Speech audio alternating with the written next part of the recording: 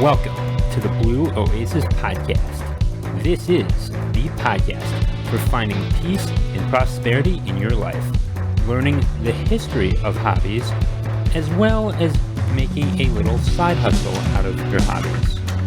If you want to find balance in your life and find peace, this is your show.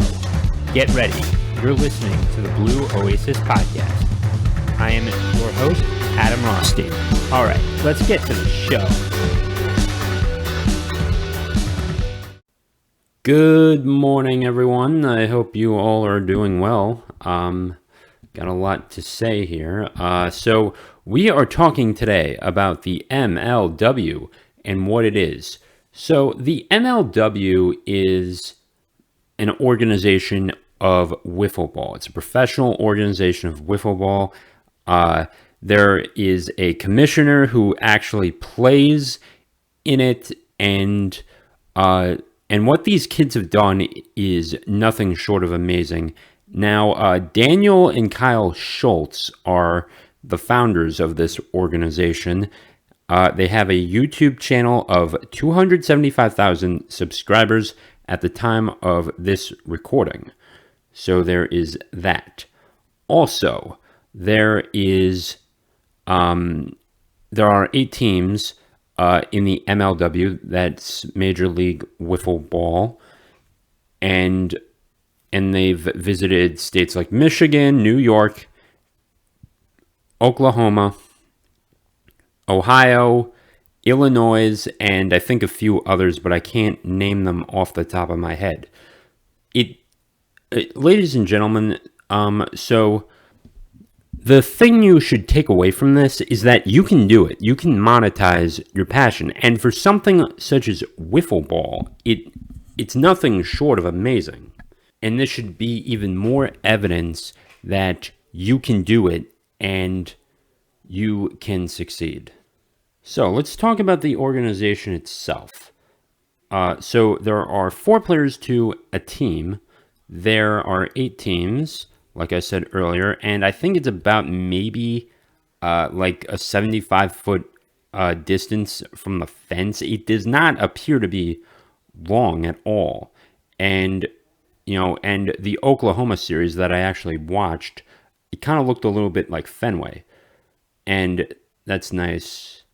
So 3 players take the field with this. There is a strike zone. There's no catcher. If a player fouls the ball into the strike zone, it's an out, or it's strike 3, or it's a strike rather. And there are 3 innings that are played, or 3 or 4 innings that are played, and there are and it looks like a baseball field. Home plate, first base, second base, third base, and I don't think there's no actual mound in wiffle ball. It's just on a flat surface. And so there is some rubber. There's no balking in it, and I'm not sure about stealing. Yeah, you can't steal in wiffle ball then if there's no balking. Yeah, I'm pretty sure about that. Yeah, and to actually get a person out, you can throw the ball at them, but if you miss, you can round first and then just go to second, sort of thing, and you'd be safe. Yeah, if the ball hits them when they're on the bag, they're still safe, and tie goes to the runner always. And you can also just get them out traditionally by having one person on the bag and you just throwing the ball to them. So there is that. It's pretty impressive for what it is, actually. I mean, they structured it. It looks like something you'd see off of NBC Sports or ESPN or ABC or CBS or wherever this would be broadcasted. So there's that. And it's mostly highlights on YouTube. There isn't a straight game. So they just took the highlights of it. So if you see a strikeout, you get the strikeout. But mostly you roll through the game, sort of like a chopped up version of it with only the good outcome parts and like the base hits and the strikeouts and just an overall version of what happened. So you may get a full at bat at times depending on the pitch count, but for most of this, you're just going to get the highlights of it, and it's still really good for what it is. Speaking of monetization, they have their own merchandise store. They've got they've got hats that they're selling, they got shirts they're selling, they got equipment they're selling, and it's incredible. There are people that are actually showing up to the games. I don't know if they're getting any tickets or anything, but it's just but maybe they are. So a bit unsure about that. There is their prices seem reasonable. I think like their hats are like $25 or something, and you can get an official MLW hat as well. Oh, man. I think that these kids are in their early 20s. I'm pretty sure they are. I don't know if they do plan to expand or actually just have a giant tournament and then just maybe you can actually get Hulu or something to get in on this, but I don't think wiffle ball is that popular in this country. But I mean, there are still people showing up. I mean, there's like a few dozen showed up to the Oklahoma series, like 48, 50 people, and it's incredible. I was actually playing wiffle ball over 4th of July with my cousin and his girlfriend and a friend of ours, and we just enjoyed the heck out of it. Like, I don't like ultimate frisbee, but I'd rather just try and knock a ball like over, the fence or over the other side of the porch at my uncle's house and just launch it. That's more fun to me. It's also great for people who aren't the best at baseball, or they're. It's a different game, really. The mechanics on these pitches are incredible, and believe me, everything you do takes work. Whether you're going to monetize this or not, it's like pitching a ball. With these sliders and curveballs and even fastballs, I take it these are reaching up to 75 miles an hour, and you're trying to hit this with like a bat that's about as thick as a standard chair leg, which is like not the thickest pieces of wood to hit, or in this case, it would be plastic. And speaking of plastic, of course, they only have a plastic wiffle ball bat and a plastic standard wiffle ball with the holes in there, and it's good. So there is that. You can definitely if you do want to start, just pick up a wiffle ball bat and wiffle ball set. You can just get it at your standard grocery store, actually. That's pretty incredible. Okay, so now we've got I don't know if I should get to the ads. All right, you know what? Let's get to the ads. So you can now order my basketball novel, Dribbling Freedom. In this novel, it is about a 20-something young man named Tim Burke who is in college at the University of Pittsburgh, and he's trying to figure out whether he should be a lawyer or try and pursue the NBA. And along the way, he's trying to finish up his his law degree, and he does do good throughout the book and just helps people. And and also during this time, a football stadium wants to be built, and there is some problems with eminent domain. So there is that. Also, if you don't want to read or actually put your eyes in a book, there's my audiobook, Growing the Game, available on Amazon. Both of those links will be in the show notes. Next up, Skillshare.com. If you want to learn how to monetize something like Major League Wiffle Ball or just a podcast, go to Skillshare.com, learn these things, and you will be on your way shortly. Also, if you are deriving value with this podcast, please consider donating to the show. $1, $5, $50, $500. Anything helps me out to pay for hosting fees and everything of the sort, and it all goes right back into the show, whether that's for a new microphone, other equipment, or just the simple hosting fees. And just let me know, and share the show with your friends, and rate this on iTunes, Spotify, wherever you get your podcast. 5 stars if you think it's worth it, and write me a little review. Just be sure to take a little time out of your day to do so. So thank you once again. Okay, so they certainly have monetized this, and now the issue with them, it appears, is that they have to rent out space. They certainly had to rent out space with the Oklahoma series, so there is that. Also, there was the issue of the rain. So I don't know what they do if it's raining outside, because, it does rain.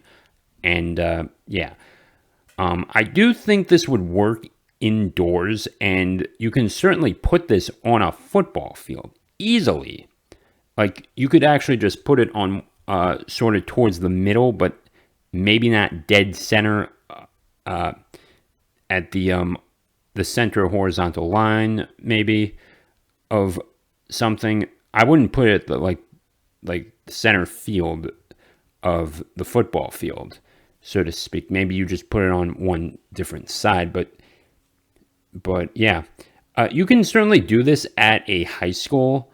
You don't even need to do it like in a forest necessarily, and they probably do it in a forest because it's like cheap and no one's there, and it costs nothing to do, and they're already spending money on cameras and equipment and editing software.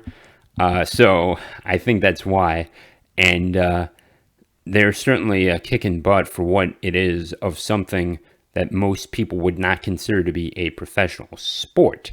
There was a guy I knew in high school. He was probably the best athlete I ever saw. He was huge. He was like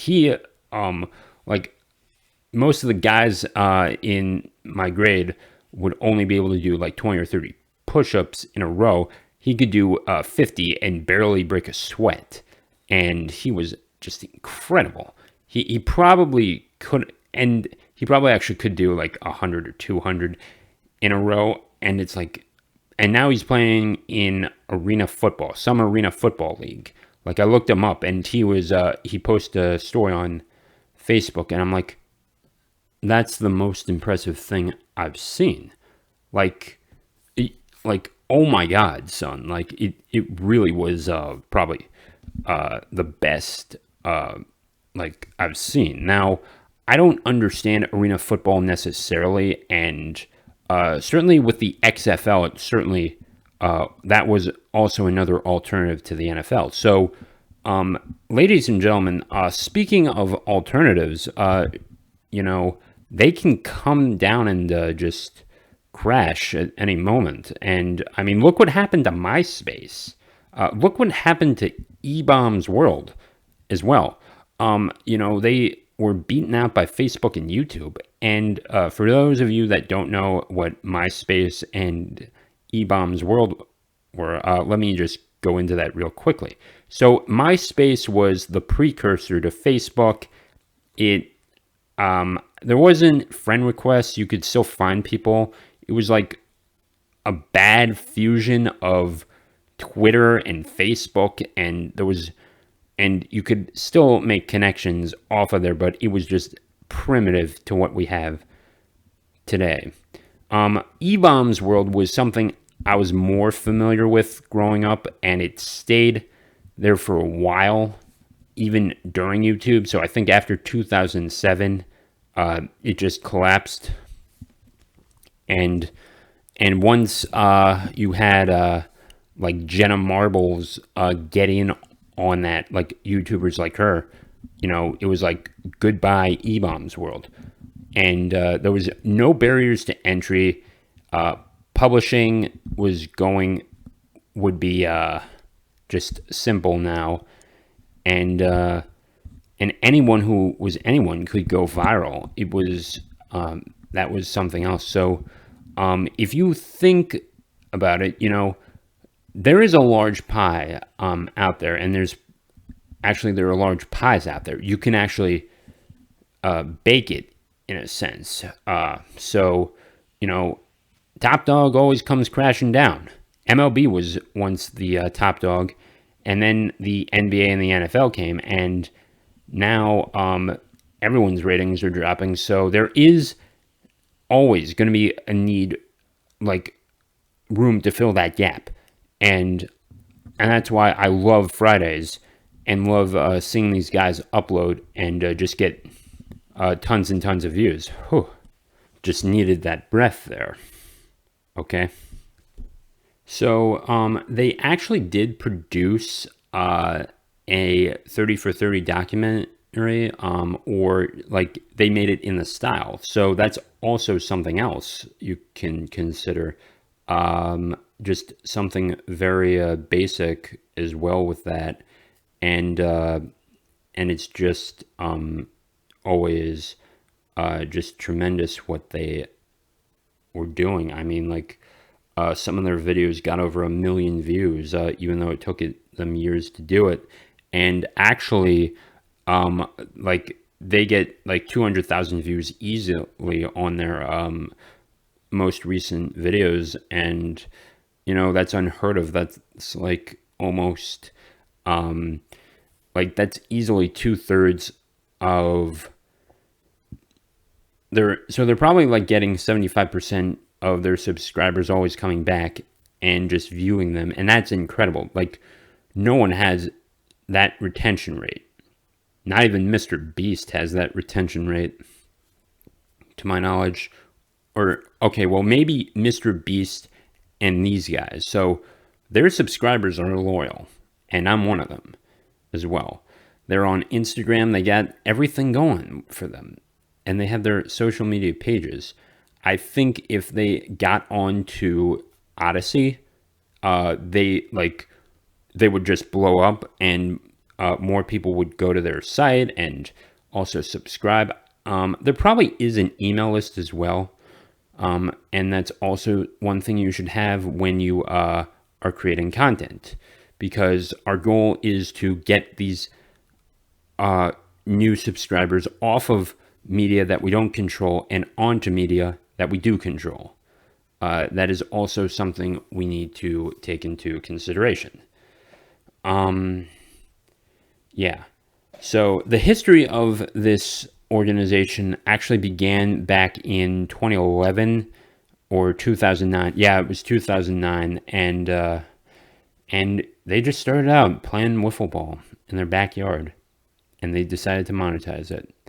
And something so simple such as that can change the world, and it will change the world. Have you guys seen the ratings for some of the sports organizations, like the NFL ratings, NBA ratings, MLB ratings? All of them are down for the most part. Like the average, like the Orioles are struggling to get 700,000 viewers for not, I don't even think their local market necessarily, but even if you consider their opposing market, like those games like just are not watchable, and most people are not going to turn on the TV every night as well. But but still, like, shouldn't these games be getting like 1 million or 2 million views a night?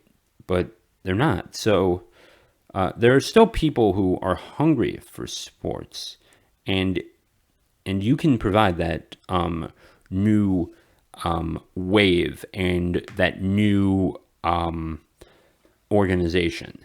I wouldn't be surprised if someone made like National Basketball Association of Horse or something, and then you have like a 3 game series at once, and whoever wins best 2 out of 3 in that scenario wins that game of horse, I guess, or whatever. But and you can certainly monetize that and just have all these trick shots. I mean, heck, TikTok blew up. One of the reasons why it blew up was, there's amazing things happening, and one of those was basketball. Like, some guy would just do a trick shot, bounce a ball off the wall, and then just run down to the other end and do like a slam dunk or something. And then if someone had to repeat that, like, that's golden, people. These are golden ideas. Just write this down. I swear. Like, I don't know nothing about starting a sports organization. I love sports. Heck, I did an audiobook on baseball. I think that should tell you something. And that would also just work. That also worked out. I mean, because I produced it and I just believed in it, even though I'm still waiting for, someone to buy it off of ACX. Audible. Even, I'll find a way to win. And you should find a way to win too. Actually, always. That's the thing. Big tech and giant organizations like the MLB, NBA, and NFL, can be corrupted.